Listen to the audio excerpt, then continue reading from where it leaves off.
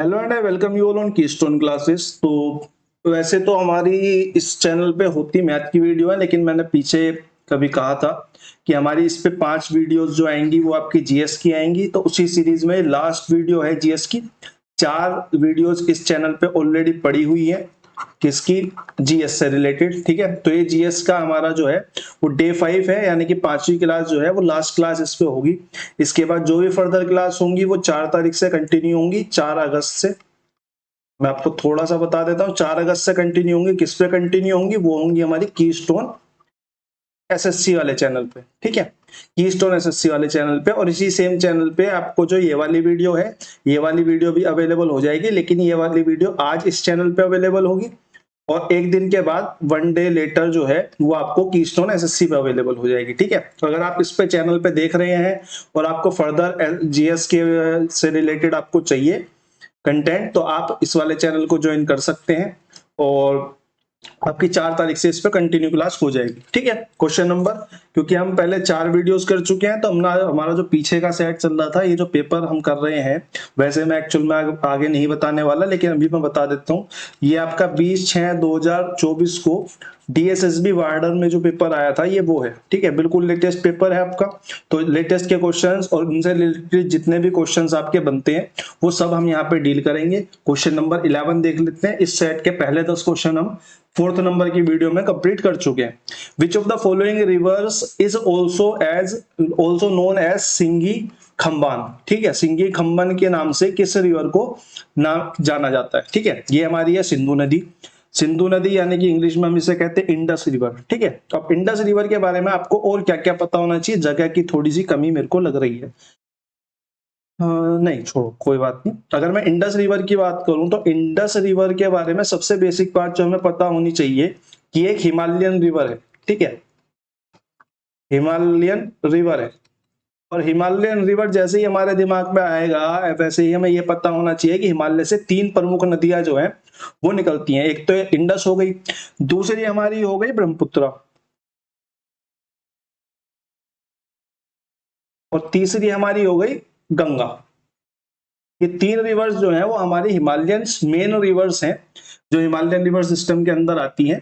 ये 3 main rivers होती है हमारी। ठीक है, और अगर मैं इंडस की बात करूं स्पेसिफिकली, तो इंडस जो है वो हमारी नॉर्थ माउंटेन रेंज जो है हमारी हिमालयस की, उसमें से निकलती है। यानी कि हिमालयन के नॉर्थ से जो है वो हमारी इंडस नदी निकलती है। अगर मैं आगे और बात करूं इंडस के बारे में, हमें और क्या क्या चीजें पता होनी चाहिए, तो जो अगर लेंथ की बात करें, इंडस रिवर की जो लेंथ है वो 2880 है। लेकिन ये तो है इसकी पूरी लेंथ, लेकिन जो इंडिया में ये बहती है वो बहती है 1114 किलोमीटर। ठीक है, किसमें? इंडिया में। टोटल लेंथ कितनी है? 2880, और इंडिया में कितनी बहती है? 1114। अगर इंडिया में इतनी बहती है तो आपको यही पता होना चाहिए एक्चुअल में रिवर जो ओरिजिनेट होती है, तो जो इसका ओरिजिन पॉइंट है वो चाइना है। ठीक है, चाइना के बाद ये इंडिया में एंटर होती है और इंडिया के बाद ये लास्ट में एंटर होती है किसमें? पाकिस्तान में। क्योंकि ये चाइना के बाद इंडिया और इंडिया के बाद पाकिस्तान में एंटर होती है, इस वजह से हमारी जो एक ट्रीटी हुई थी, आप लोगों को पता होना चाहिए, वो हमारी हुई थी, इसको अलग पेन से लिख लेते हैं, राइट से लिख लेते हैं। ठीक है, Indus water treaty, Indus water treaty ये हुई थी हमारी 1960 में। 1960 में Sindhu Indus water treaty, Hindi में सिंधु आ जाएगा इंडस की जगह बस पे। ठीक है, और ये कहां पे हुई थी हमारी? ये हमारी हुई थी कराची में। कराची में बैठ के इस पे साइन हुए थे।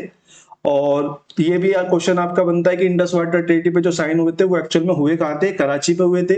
और उस टाइम के जो हमारे प्रधानमंत्री थे कौन थे? जवाहरलाल नेहरू जी। और पाकिस्तान के कौन थे? Ayub Khan.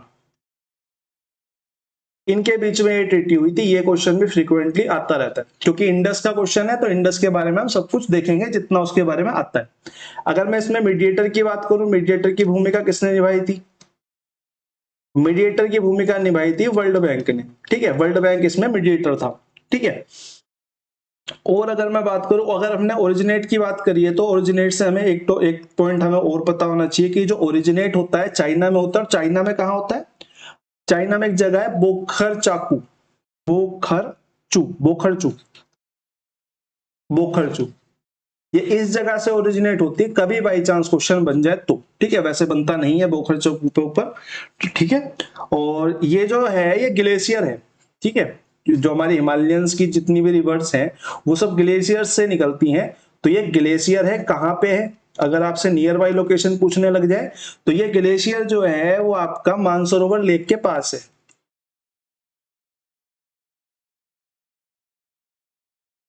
Near to Mansarovar lake. और आप मेरे को कमेंट सेक्शन में बताएंगे अगर आपको पता हो कि मानसरोवर लेक से हमारी कौन सी मुख्य नदी जो है, धारा जो है वो निकलती है, ठीक है, ये आप मेरे को बताएंगे। अब हमने इसका ओरिजिन पढ़ लिया तो हमें ये भी पता होना चाहिए कि ये जो डंप होती है या फिर हम इसे बोल दें, क्या बोलते हैं, ड्रेन जो होती है, वो ड्रेन कहाँ पे होती है, ये हमें ड्रेन भी पता होना चाहिए। एक सेकंड देना मेरे को, जगह कम पड़ जाती है, ठीक है। अगर मैं ड्रेन की बात करूं तो ये ड्रेन होती है हमारी अरेबियन सी में। अरेबियन सी में जो है ये हमारी ड्रेन हो जाती है, यानी कि गिरती जो लास्ट में है वो अरेबियन सी में निकलती है। और और मैं आपको एक चीज और बताता हूं, अगर आपसे इन फ्यूचर वैसे पूछेगा तो नहीं, अगर मैं सिंगी खम्बान, क्योंकि सिंगी खम्बान आ चुका है तो हम ये बोलेंगे कि अगर सिंगी खम्बान आ चुका है तो हमसे सिंगी खम्बान का मतलब भी पूछ सकता है। तो इसका मतलब क्या होता है हमारा, इसका मतलब होता है हमारा लायंस माउथ। ये क्वेश्चन भी आपसे आगे इन फ्यूचर बन सकता है। वैसे तो सिंगी खम्बान बहुत कम पूछता है, लेकिन अगर ये पूछ रहा है तो आपसे यही पूछ सकता है कि सिंगी खम्बान का मतलब क्या है। सिंधु नदी जिसको सिंगी खम्बान कहा जाता है, खम्बन कहा जाता है, उसका उसमें सिंगी खम्बन का मतलब क्या है, उसका मतलब है लायंस माउथ, ठीक है। ये क्वेश्चन आपका यहाँ पे कंप्लीट होता है। क्वेश्चन नंबर 12 पे चलते हैं। क्वेश्चन नंबर 12 जो है, क्वेश्चन नंबर 12 हम बहुत बार कर चुके हैं। हमने 4 वीडियो में लगभग एक वीडियो लगभग एवरेज मान के चलो तो हर वीडियो में एक बार हमारा प्रेसिडेंट का क्वेश्चन हमारा आया ही आया है। और ये तो बहुत ज्यादा सिंपल क्वेश्चन है। How many years the tenure of president of India is. सबको पता है इंडिया के प्रेसिडेंट का टेन्योर कितना होता है, 4 इयर्स। अगर आपसे पूछने लग जाए 4 ईयर किस देश के राष्ट्रपति का टेन्योर होता है, तो ये मेरे को आप कमेंट सेक्शन में बताओगे 4 इयर्स किसका होता है, ठीक है। और उस देश में अब इस साल इलेक्शन भी होने वाले हैं, ठीक है। अगर मैं बात करूं प्रेसिडेंट की, तो प्रेसिडेंट के बारे में थोड़ी सी बात कर लेते हैं। बाकी आर्टिकल्स हम पढ़ चुके हैं, तो हम 2-3 आर्टिकल जो हमने नहीं पढ़े या इससे रिलेटेड आर्टिकल ही देख लेते हैं। वैसे जो आपका जो प्रेसिडेंट है इंडिया के कॉन्स्टिट्यूशन में, आर्टिकल नंबर 52 से लेके 62 है, जो हमारे यूनियन एग्जीक्यूटिव के अंडर आता है, ठीक है। यूनियन एग्जीक्यूटिव का जो हेड होता है वो हमारा कौन होता है, वो हमारा राष्ट्रपति होता है। और तीनों सेनाओं का हेड भी कौन होता है, हमारा सुप्रीम कमांडर कौन होता है, वो भी हमारा प्रेसिडेंट ही होता है, ठीक है। हेड ऑफ यूनियन एग्जीक्यूटिव है और supreme commander of all forces, ठीक है।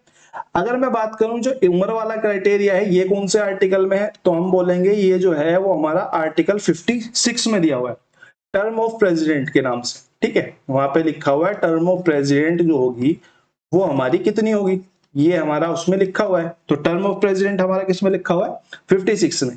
इसी में एक चीज और लिखी हुई है कि जो हमारा प्रेसिडेंट है वो हमारा रिजाइन किसको देगा, रिजाइन जो देगा वो हमारा वाइस प्रेसिडेंट को देगा। राष्ट्रपति वाइस प्रेसिडेंट को देगा और वाइस प्रेसिडेंट प्रेसिडेंट को देगा, वाइस वर्सा होता है इनका केस, ठीक है। एक आर्टिकल और पढ़ लेते हैं, एक आर्टिकल हम और पढ़ लेते हैं इसमें 56 में, तो ये हो गया। हम आर्टिकल नंबर 58 और पढ़ लेते हैं, क्योंकि इसके पुराने जो आर्टिकल हैं वो हम पढ़ चुके हैं, बाकी के तो लगभग 61 62 नहीं पढ़ा हमने शायद, बस बाकी हम सब पढ़ चुके हैं। तो आर्टिकल 58 देख लेते हैं, अगली बार क्वेश्चन आएगा तो उसे भी देख लेंगे। यहाँ पे लिखा हुआ है कि जो राष्ट्रपति है उसको नॉमिनेशन भरने की जो बेसिक क्राइटेरियाज हैं वो क्या क्या है, ठीक है। कि बेसिक क्राइटेरियाज में क्या होना चाहिए कि वो सिटीजन ऑफ इंडिया होना चाहिए, सिटीजन ऑफ इंडिया होना चाहिए, 35 प्लस उसकी एज होनी चाहिए, ठीक है।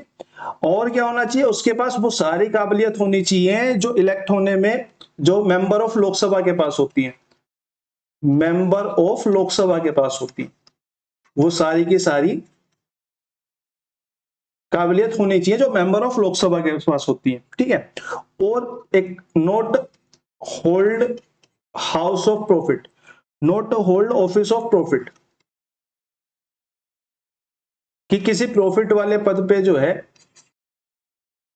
वो इलेक्शन लड़ते टाइम ना हो, ठीक है। ये हमारे बेसिक क्राइटेरिया हैं जो हमारे आर्टिकल नंबर 58 के अंदर आते हैं। क्वेश्चन नंबर 12 के बाद क्वेश्चन नंबर 13 पे चलते हैं। गैप छोड़ रखा था मैंने कि भूल गया, कोई बात नहीं। अब हमारा है भारत के निम्नलिखित में से किस शहर में वत्सल भारत बाल संरक्षण, बाल सुरक्षा, बाल कल्याण पर तीसरी एक दिवसीय क्षेत्रीय संगोष्ठी का आयोजन हुआ। करंट अफेयर्स का क्वेश्चन है।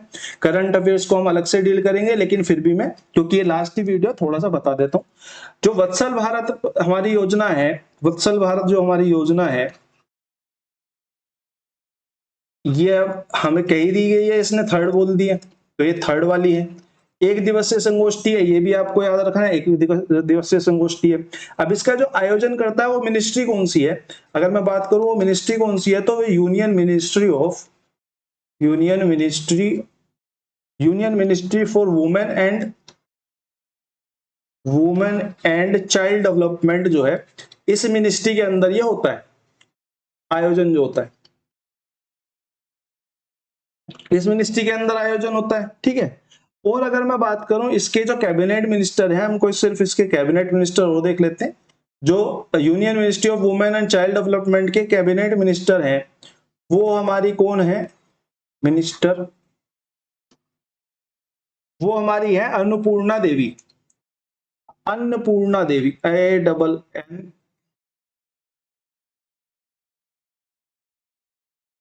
अन्नपूर्णा देवी जी। ठीक है। ये हमारा करंट अफेयर का क्वेश्चन था, लेकिन बेसिक से 2-3 चीजें आप लोगों को पता होनी चाहिए, वो मैंने आपको करवा दी। क्वेश्चन नंबर 14 पे बढ़ते हैं। क्वेश्चन नंबर 14 हमारा झीलों से रिलेटेड क्वेश्चन है। In which of the following states of India is the largest salt lake Chilka is located? Chilka lake जो है वो कहां पे लोकेटेड है? अब 2 क्वेश्चंस के जवाब इस क्वेश्चन ने खुद दे दिए। अगर आपसे आगे पूछता है India's largest salt water lake, तो आपको पता होना चाहिए कि मैंने चिल्का वाला क्वेश्चन करा था। इसी तरीके से ब्रेन स्टॉर्म करा जाता है जीएस में। क्वेश्चन से रिलेटेड क्वेश्चंस को देखो, और आपके जो क्वेश्चंस में एक और क्वेश्चन छुपा हुआ उसे देखो।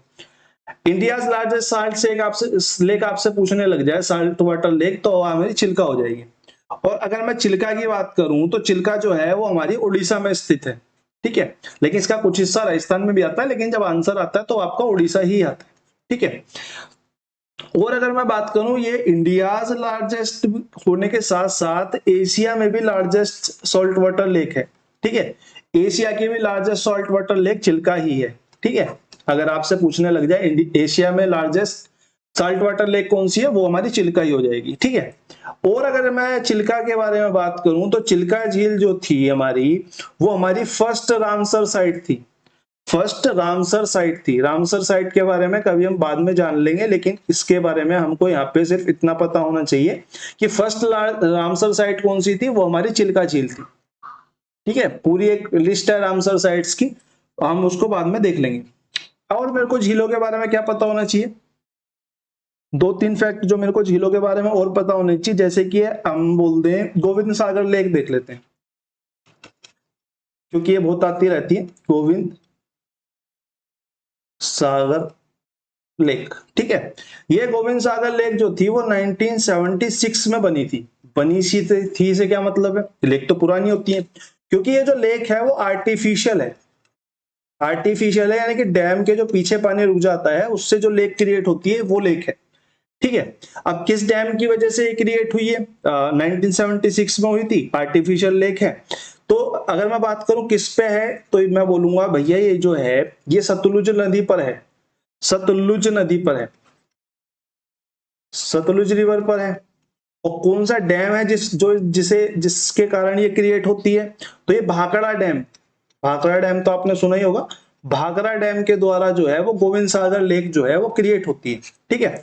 बहुत इंपॉर्टेंट हो जाती है, तीनों चारों चीजें आपकी आती हैं। यही पूछा जाता है कौन सी नदी के कारण नदी पे है, कौन से डैम के कारण है, और सबसे बड़ी आर्टिफिशियल बिगेस्ट आर्टिफिशियल जो है लेक हमारी यही है। बिगेस्ट आर्टिफिशियल लेक जो है वो हमारी गोविंद सागर ही है। और हम जान लेते हैं किसके बारे में? लूनर लेक के बारे में। लोनर, लूनर बोलते हैं हिंदी में। ठीक है। लोनर लेक, ये जो लेक है हमारी एकमात्र ऐसी लेक है जो क्रेटर से बनी, क्रेटर यानी कि उल्का पिंड के गिरने से जो बनी है। तो हमारी एकमात्र लेक जो क्रेटर लेक है वो हमारी कौन सी है? Lunar lake. अगर आपसे पूछने लग जाए कहां पर है, तो हम बोलेंगे महाराष्ट्र में। महाराष्ट्र में। ठीक है। और हम जान लेते हैं किसके बारे में? पुल्लिकट लेक के बारे में। भाई लेक का क्वेश्चन है तो 4-5 लेके तो हम जान ही लेते हैं, ठीक है। पुलिकट लेक जो है वो हमारी आंध्र प्रदेश और तमिलनाडु के बीच में है, ठीक है। दोनों ऑप्शन में से कुछ भी आ सकता है, तो दोनों को याद रखना, आंध्र प्रदेश या तमिलनाडु के बीच में, ठीक है। एक हम जान लेते हैं, हमारी पूर्व की तरफ की लेक है हमारी लोकटक लेक, लोकटक लेक, क्योंकि वहां पे बहुत कम है और ये जो है उसमें से बहुत ज्यादा इंपॉर्टेंट है, तो इसको भी जान लेते हैं। ये हमारे मणिपुर में है, ऊपर की तरफ, ठीक है। मणिपुर में जो लेक है वो हमारी लोकटक लेक है, ठीक है। बाकी क्वेश्चन नंबर 14 के बाद क्वेश्चन नंबर 15 पे चलते हैं। क्वेश्चन नंबर 15 है हमारा, राष्ट्रीय ग्रीन ट्रिब्यूनल निम्नलिखित में से किस वर्ष स्थापित हुआ था? इसके बारे में आपको कुछ ज्यादा जानने की जरूरत है नहीं। एनजीटी जो है हमारा स्थापित हुआ था 2010 में, ठीक है। एनजीटी क्या करता है? एनजीटी जैसे कि कोई ग्रीन हाउस गैस जहां पे ज्यादा निकल रही है वहां पे चालान वालान काटने का काम, इसको मैनेज करने का काम ये करता है, ठीक है। क्वेश्चन नंबर 15 के बाद क्वेश्चन नंबर 16 पे चलते हैं। क्वेश्चन दे रहा है, dash are chlorophyll bearing simple thalloid autotrophic and largely aquatic both fresh water और मरीन ऑर्गेनिजम्स। ऑर्गेनिजम्स है, कैसे ऑर्गेनिजम्स है? सिंपल है, थैलोइड है, ऑटोट्रोपिक है, खुद का खाना बनाते हैं, लार्जली एक्वाटिक है यानी कि ज्यादातर पानी में होते हैं, ऐसे ऑर्गेनिजम्स हैं। They occur in a variety of other habitats, moist stones यानी कि गीले पत्थर, गीली सॉइल और गीली वुड के ऊपर भी आते हैं, ठीक है। ऐसी जो ऑर्गेनिजम्स हैं इन्हें हम क्या कहते हैं? यहाँ पे डैश में वो लिखना है हमें भाई। ऑटोट्रोपिक भी होने चाहिए यानी कि उनके अंदर क्लोरोफिल भी होगा, इतना तो मानते हो, क्लोरोफिल होगा। अगर मैं कवक को देखूं, अगर मैं ऑप्शन से एलिमिनेट करना चाहूं, अगर मैं फंगस को देखूं तो फंगस तो जैसे ब्रेड पे फंगस लग जाती है तो ब्रेड को खाती है, तो ये तो ऑटोट्रोपिक नहीं है, स्वयंपोषी तो नहीं है। ये कहां गया स्वयंपोषी? ये रहा, स्वयंपोषी तो नहीं है ये, तो भैया जो ब्रेड के ऊपर लगेगी उसे खाएगी। जिम्नोस्पर्म तो एक प्लांट का पार्ट है, ठीक है। प्रोटोजोआ की बात करूं, प्रोटोजोआ भी अपना खुद का खाना नहीं बनाते क्योंकि वो तो पानी में रहते हैं। अगर मैं एल्गी की बात करूं तो एल्गी यहाँ पे हमको जहां तक जितना भी याद है कि एल्गी जो होती है वो हमारी ग्रीन कलर की होती है, आखिर होती और भी कलर्स की है, ठीक है, लेकिन मोस्टली की बात कर रहा है। तो हमारा जो एल्गी है वो हमारा ग्रीन एल्गी होती है, वो हमारा खाना खुद बनाती है तो स्वयंपोषी हो जाता है। बाकी तो कोई स्वयंपोषी है ही नहीं। बाकी एल्गी जो है वो हमारी रहती भी नम पत्थर मिट्टी लकड़ी के आसपास है, और हमारी जो काई जिसे हिंदी में हम बोलते हैं, तो ये हमारी पानी के ऊपर भी तैरती रहती है, ठीक है। तो ये एल्गी जो है वो हमारा यहाँ पे राइट आंसर हो जाएगा। अब एल्गी के बारे में 2-3 चीजें, या फिर एल्गी के बारे में छोड़ो, थैलोफाइट या फिर एल्गी के बारे में देख लेते हैं। एल्गी के बारे में हमें कुछ चीजें और पता होनी चाहिए क्योंकि हम क्वेश्चंस का एनालाइज कर रहे हैं ठीक से। तो अगर हम एल्गी के बारे में बात करें, एल्गी, तो जो एल्गी है वो हमारे थैलोफाइट प्लांट होते हैं। अब आप बोलोगे प्लांट कहां से हो गया? ये प्लांट भी होता है, ठीक है, प्लांट भी होता है, थैलोफाइटा प्लांट्स इसकी श्रेणी में आते हैं, ठीक है। जब हम इसका वर्गीकरण करेंगे तो ये होगा। अब प्लांट जो होते हैं वो क्या होते हैं? प्लांट वो होते हैं जिनमें वेल डिफाइंड, या थैलोफाइट प्लांट जो होते हैं वेल डिफाइंड बॉडी पार्ट्स जिनमें होते हैं, बॉडी पार्ट्स। अब बॉडी पार्ट्स का मतलब ये नहीं है कि आप हाथ पैर देखने लग जाओ, हाथ पैर देखने लग जाओ यानी कि उसमें न्यूक्लियस हो, उसमें सेल हो, उसमें उत्तक हो, ठीक है, वहां पे आपको क्या दिख रहा हो? आपको सेंट्रोइड दिख रहा हो, इस टाइप की जो स्ट्रक्चर दिखती है हमें सेल के अंदर, अगर ये है तो वो वेल डिफाइंड बॉडी पार्ट्स होते हैं, ठीक है। एल्गी जो होता है हमारा यूकैरियोटिक ऑर्गेनिज्म है, कैरियोटिक ऑर्गेनिज्म है,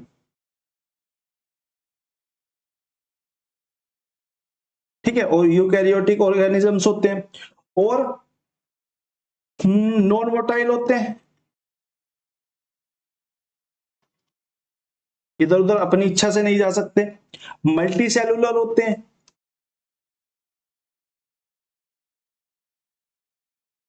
और ऑटोट्रोपिक होते हैं। तो सारी चीजें आपको ऊपर लिखी हुई है वैसे ना, ऑटोट्रोपिक होते हैं और मोस्टली एक्वाटिक होते हैं, ये भी ऊपर लिखा हुआ है।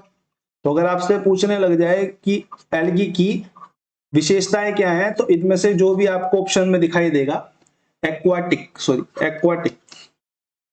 इसमें से जो भी आपको ऑप्शन में दिखाई देगा आप उसको वहां पर टिक कर देंगे। अब एल्गी के दो तीन वो भी होते हैं, क्या बोलते हैं, और चीजें भी होती हैं एल्गी के बारे में, जैसे कि मैं आपको बताऊं तो साइटोलॉजी जो होता है हमारा, लॉजी के बारे में आपको पता होना चाहिए। अगर आप इंग्लिश पढ़ते हैं तो आपको पता होगा, ये जो LOGY का है इसका मतलब स्टडी है।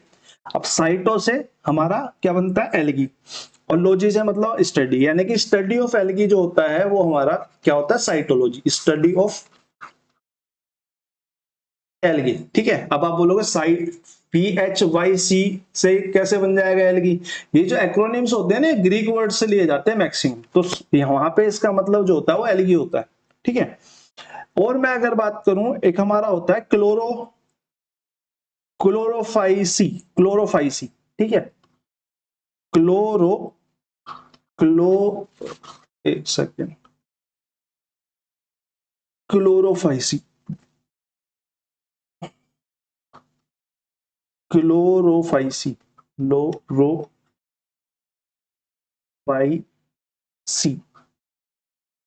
क्लोरोफाइसी जो होता है वो हमारा ग्रीन एल्गी होता है। अभी मैंने आपको बताया ना अलग अलग एल्गी के टाइप भी होते हैं, तो उसमें जो ग्रीन एल्गी होता है वो हमारा क्लोरोफाइसी होता है। ठीक है, रेड एल्गी जो होता है वो हमारा रोडोफाइसी होता है, रोडोफाइसी, रोडोफाई, रोडियोफाई, सॉरी रोडियोफाई। मेरी प्रोनाउंसिएशन बहुत गड़बड़ है साइंस में, ठीक है, उसको माइंड मत करना, मैं बाकी स्पेलिंग्स वगैरह आपके लिए ठीक लिख रहा हूँ।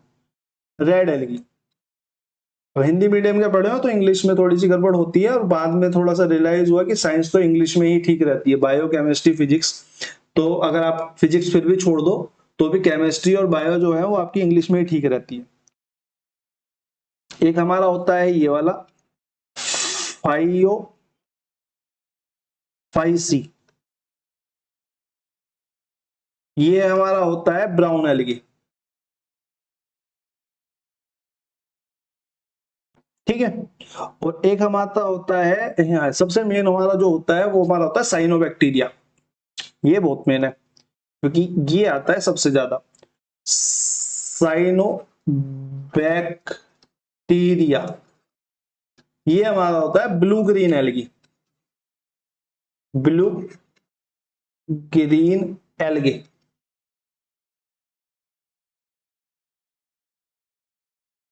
ब्लू ग्रीन एल्गी, ठीक है, साइनोबैक्टीरिया ये सबसे ज्यादा मेन है। अगर आपसे पूछेगा तो मैक्सिमम चांस है कि वो ब्लू ग्रीन एल्गी का ही नाम पूछेगा। ठीक है, तो ये आपके चार पांच टाइप हो गए एल्गी के। स्टडी ऑफ एल्गी क्या हो गई, साइटोलॉजी हो गई, ये हमारी साइटोलॉजी हो गई। ठीक है, क्वेश्चन नंबर 17 पे आते हैं। फिर से हमारा कौन सा है क्वेश्चन, 2023, यानी कि हमारा करंट अफेयर का क्वेश्चन है।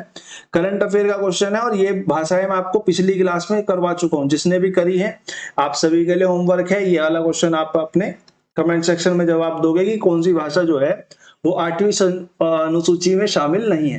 ठीक है, क्वेश्चन नंबर 17 के बाद क्वेश्चन नंबर 18 पे आते हैं। PBPS, पोषण भी पढ़ाई भी नामक एक विशेष प्रशिक्षण कार्यक्रम निम्नलिखित में से किस वर्ष हुआ, किस वर्ष शुरुआत हुई। 2024 की शुरुआत में ये क्वेश्चन आया था, तो 2023 इसका राइट आंसर होगा। ये भी करंट अफेयर का ही क्वेश्चन है, मैं कंफर्म नहीं हुआ, ऐसा 2023 में ही होगा। ठीक है, करंट अफेयर का क्वेश्चन है, करंट अफेयर का क्वेश्चन हम लीव करेंगे। निम्नलिखित में से किसे कुल मौद्रिक संसाधन के रूप में जाना जाता है। कुल मौद्रिक संसाधन के रूप में M3 को जाना जाता है। मैंने आपकी एक PDF जो है बना के इसकी टेलीग्राम चैनल पे डाल दी थी, वहां से आप देखोगे तो ब्रॉड मनी के रूप में किसे जाना जाता है, हमारा ब्रॉड मनी के रूप में जाना जाता है M3 को। तो यही हमारी कुल मौद्रिक संसाधन भी कहलाती है। क्वेश्चन नंबर 20 देख लेते हैं। क्वेश्चन नंबर 20 हमारा निम्नलिखित में से कौन सा मटर का वानस्पतिक नाम है, कौन सा हमारा मटर का वानस्पतिक नाम है। फेजिलियो आइरिस, पिसम सैटिवम, एक सेकंड, एक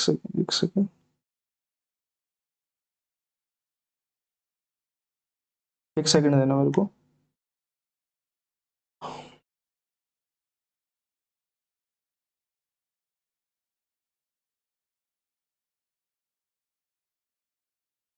हाँ जी, तो मटर का जो साइंटिफिक नाम है आपका ये हमारा होता है option number 2, Pisum sativum, PCM sativum. ठीक है, ये हमारा जो होता है मटर का साइंटिफिक नाम होता है। आज की क्लास को यहीं रैप अप करते हैं। आपकी जो ये क्लास है साइंस की, वो आपकी आज डल जाएगी, और सॉरी साइंस की बोल लूं, जीएस की जो क्लास है क्लास नंबर 5 आज डल जाएगी। उसके बाद छठी क्लास से हम कंटिन्यू करेंगे 4 तारीख के बाद। 4 तारीख को हमारी छठी क्लास आएगी, जो हमारी आएगी कीस्टोन एसएससी वाले चैनल पे।